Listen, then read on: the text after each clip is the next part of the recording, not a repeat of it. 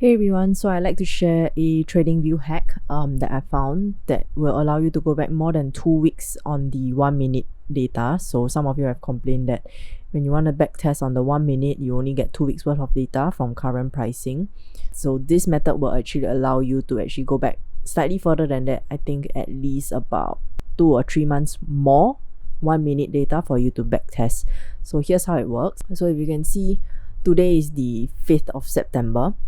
Right now, we can only go back at most till around the 15th of August on the 1 minute.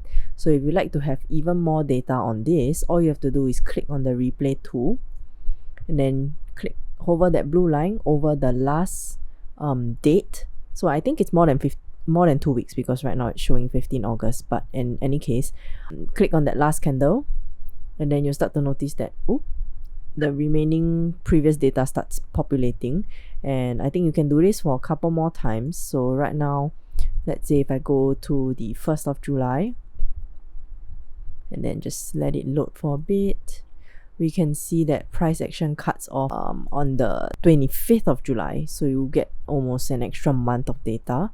Cut it off one more time, and you see that yes, we're going back again. So if you click on, let's try to see how far back we can go.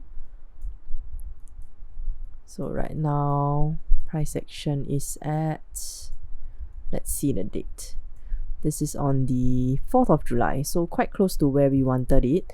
Obviously, there are some limits to this, so if you try it again, click on the replay tool, go click on this, and then finally it stops you there. So 5th of September till you get extra data until the 4th of July. So I think that's actually quite good, especially if you're trying to retest or do some backtesting on the 1 minute chart. You get more than what you normally get on that. So hopefully this helps. Let me know if you have any other hacks that you recently found on TradingView as well.